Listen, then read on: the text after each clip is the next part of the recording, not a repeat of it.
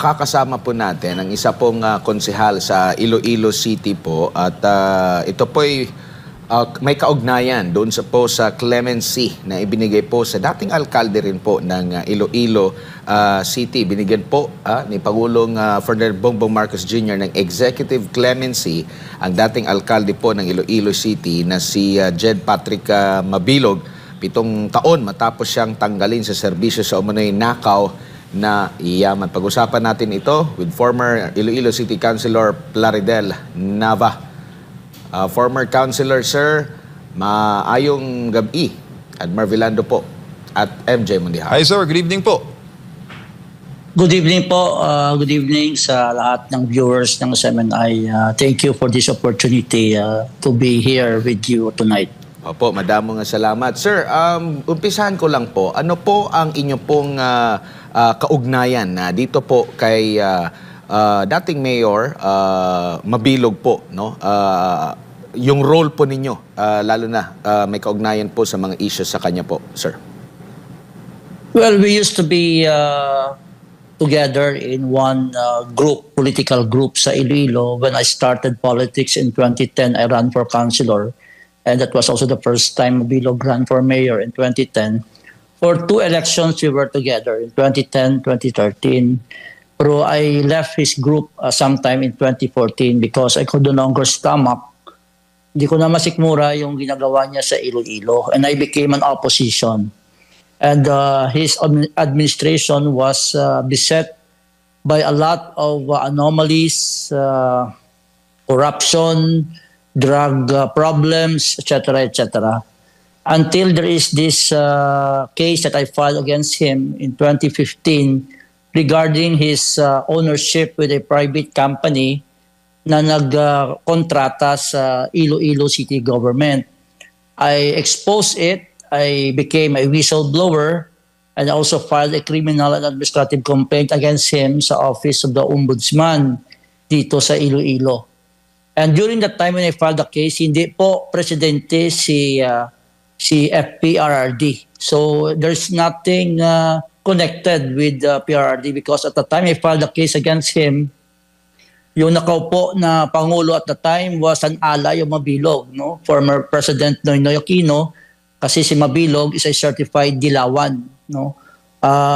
So there is no truth that he was persecuted because it was filed during the Aquino administration.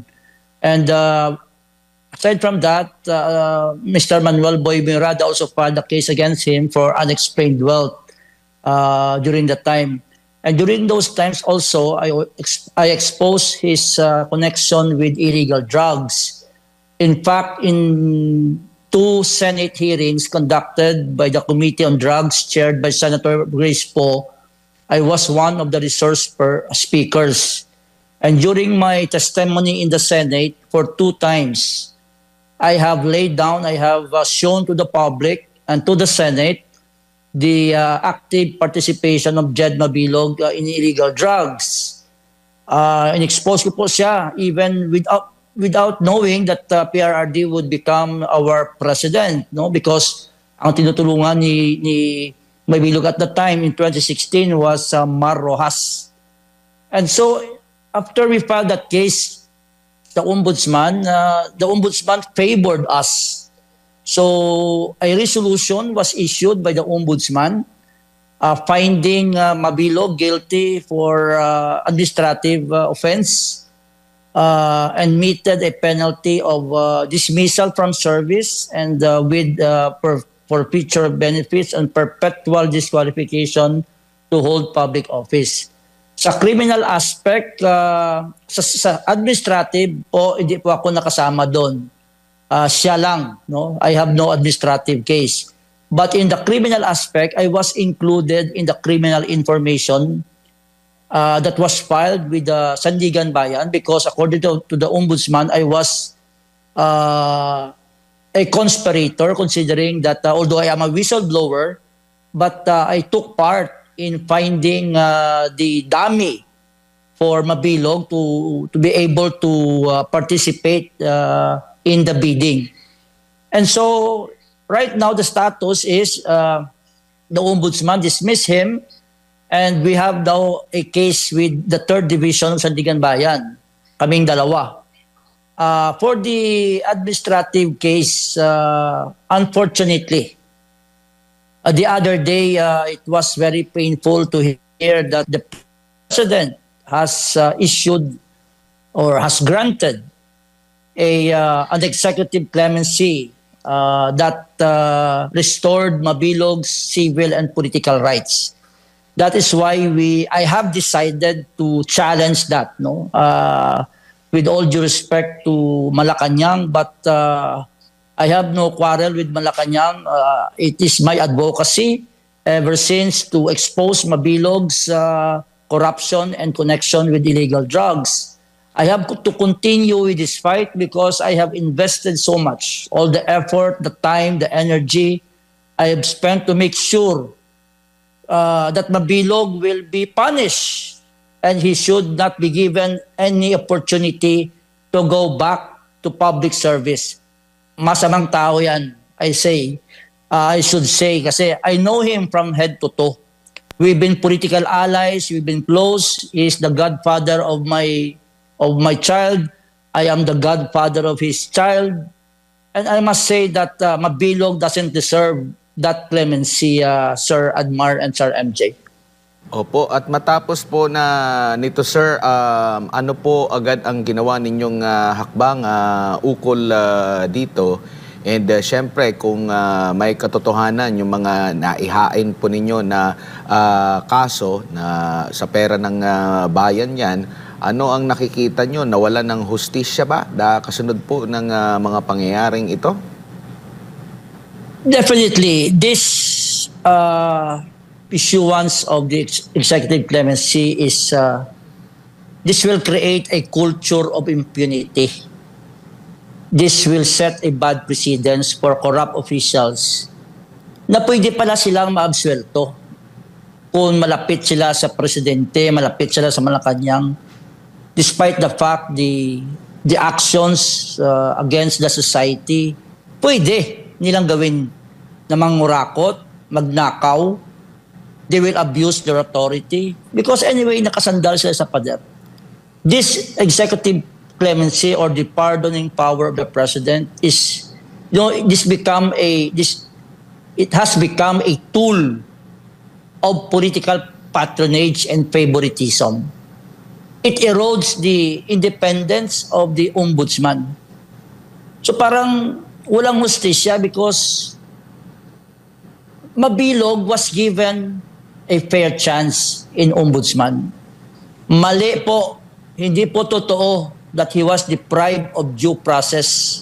Sinisisi nila si dating Presidente Rodrigo Duterte. Walang kinalaman dito si PRRD. Mabilog, contrary to his allegation, after he received the dismissal order from the ombudsman. Doon pa lang sa ombudsman, he was given due process. Nag-appear siya sa hearing, he submitted his counter affidavit, he submitted his position paper, and after receiving the order of the ombudsman, he went to the Court of Appeals. He elevated the decision. He challenged it sa Court of Appeals. Natalo po siya sa Court of Appeals. The Court of Appeals upheld the decision of the ombudsman, finding Mabilog guilty of administrative offenses. Hindi pa siya kontento po. He went to the Supreme Court to challenge the ruling of the Court of Appeals and of the ombudsman. In other words, he exhausted all legal remedies. He was not deprived. Ano yung sinasabi ni Executive Secretary Lucas Bersamin? Na dahil natatakot daw si Mabilog, umalis kaya hindi siya nakadepensa. That is totally incorrect. Dapat tiningnan muna nila yung facts of the case, yung background of the case before they made the conclusion. It was erroneous. Pumunta po siya ng Court of Appeals, natalo siya. Pumunta po siya ng Supreme Court, yan ba ang deprivation of due process? Hanggang Supreme Court, inavail niya yung legal remedies niya. Unfortunately, the Supreme Court, the Court of Appeals, upheld his dismissal from the service. And all of a sudden, ganitong gagawin ng Malacanang, forgetting that Mabilog has committed serious crimes against the Ilonggo people. He deserved that dismissal order. Marami pa siyang ginawa na nakalusot siya eh. Tapos, just because of political influence, political accommodation, bibigyan kasi Mabilog was accusing PRRD of many things na hindi naman totoo. You know, Mabilog is a certified dilawan. In the 2022 elections, he was campaigning for Leni Robredo. He and his wife, nagpo-post yan sa Facebook. Sinasabi nila in Facebook, in public, na magnanakaw si PBBM. Sinasabi nila yan.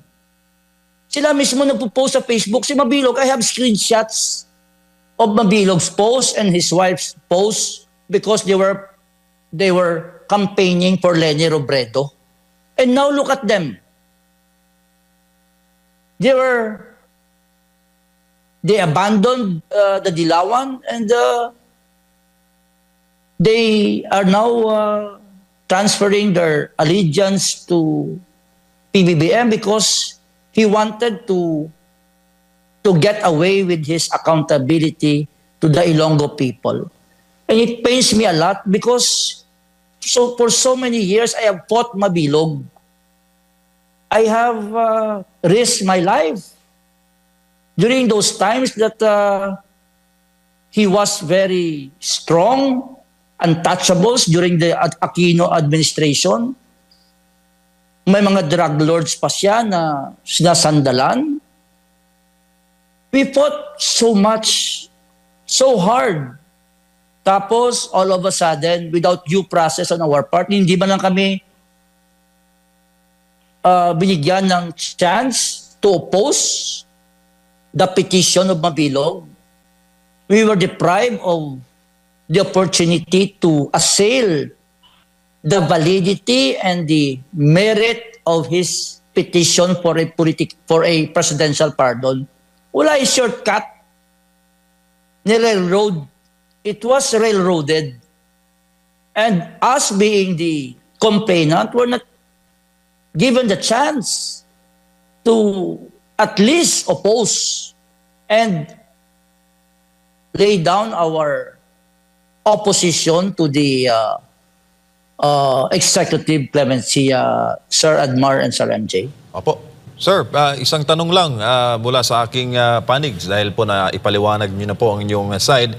Meron pong sinabi si former Chief Legal Counsel Sal Panelo sa isa pong statement na sinabi niya na isang daong gantimpala o reward yung naging desisyon ng Pangulo dahil nga nagsalita itong si former Mayor Mabilog laban kay former President Rodrigo Duterte kaugnay po sa issue ng drug war. Sir.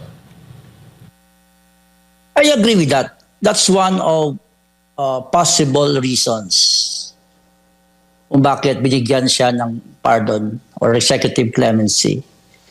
Because he allowed himself to be used by Malacanang. Everything was scripted from the very beginning. They need someone to besmirch the war on drugs. Nasasabihin niya sa Quadcom that he was innocent. Innocent pa siya. I have tried my best para maka-appear sa Quadcom to refute and rebut Mabilog's allegations that he was innocent, that he has no connection with illegal drugs. I have a lot of evidence. I have already testified in the Senate twice. Marami akong gustong sabihin. But, siyempre, bias sila. Gusto lang nila marinig yung gusto nilang marinig. Kami na nag-devote ng time namin to fight illegal drugs. We were not given the chance. Ilang beses na kami nag-attempt na at least to be fair. Not only to be fair to the president, to be fair sa war on drugs, but also to be fair to people who have risked their lives. Na kami dito sa Iloilo, alam ng mga Ilonggo na lumaban kami dito sa mga drug lords. And while we were fighting the drug lords, yung mayor namin nakikikain sa drug lords. Pumupunta sa bahay ng drug lords. Naging ninong ng anak ng drug lords. Can you imagine that? And then, iiyak siya sa Quadcom na parang bata. He wanted to get public sympathy. Naniwala naman sa kanya yung Quadcom because they have the same purpose and interest. Tama yung sinabi niya, Tony Sal. This is one possible reason that we can logically conclude na mayroong concession dyan. That's the reward sa pagpagamit niya sa sarili niya. Kasi marami siyang gustong gawin. Una, gusto niya daw i-clear yung pangalan niya. Paano ma-clear yung pangalan niya? He can no longer cleanse his name.